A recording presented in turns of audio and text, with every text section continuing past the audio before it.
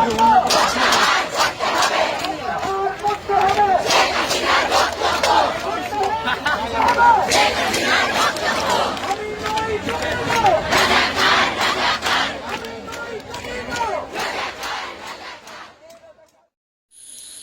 আলাইকুম, আশা করি আপনারা সবাই ভালো আছেন।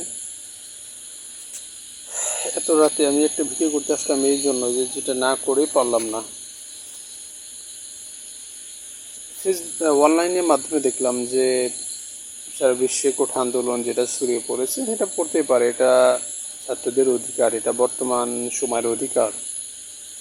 কিন্তু যেটা সবচাইতে খারাপ লাগলো যে বিষয়টা, সেটা হচ্ছে একটা ছাত্রকে দেখলাম, যারাই মারুক দুর্বৃত্তরা মানে মেরে ফেলেছে আর কি, পিটাইয়া। এটা আমি কোনো লিকটিককে বলবো না, এখন যারাই মারুক তো মারছে। কিন্তু আমি একটা কথা এখানে প্রশ্নবিদ্ধ করতে চাই, সেটা হচ্ছে আপনি কাকে মারলেন? সে কে? সে কি আপনার ভাই নয়? দেখেন, সে তো আপনার ভাই, আপনিও পড়াশোনা করেন, সেও পড়াশোনা করে, তাহলে সে আপনার ক্লাসমেট, সে আপনার ভাই, সে আপনার রক্তের ভাই না হতে পারে, কিন্তু সে তো বাংলাদেশি। আপনি জানেন, বিদেশের মাটিতে যদি বলা হয় আমি বাংলাদেশি, আর এক বাঙালির বুকে জড়িয়ে নেয়, তার দেশের কোথায় বাড়ি সেটা তো বড় কথা না, বড় কথা হচ্ছে তার বাড়ি বাংলাদেশে। আর আপনি ভাই হয়ে আপনার আর এক ভাইকে মেরে ফেললেন।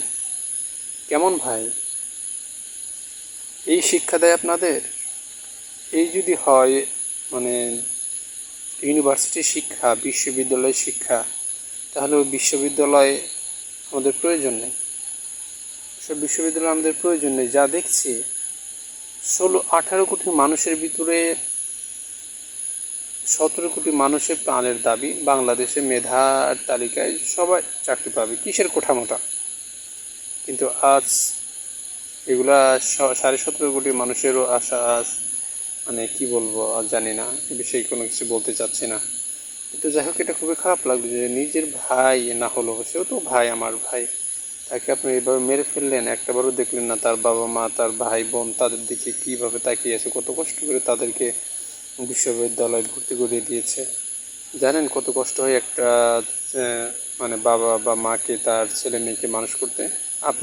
আপনাকে কত কষ্ট করে আপনার বাবা মা কলেজে মানে বিশ্ববিদ্যালয়ে ভর্তি করেছে, ঠিক তার বাবা মা হয়তো তার চেয়ে কষ্ট করে তাকে ওখানে নিয়ে যেতে তার বাবার অনেক ঘাম জড়িয়েছে। কিন্তু তার প্রতিদান দেশ এভাবে দিল, এর কি কোনো বিচার হবে না? নাকি দেশ আরেকটি স্বাধীন হবে? প্রশ্ন রেখে গেলাম আপনাদের কাছে।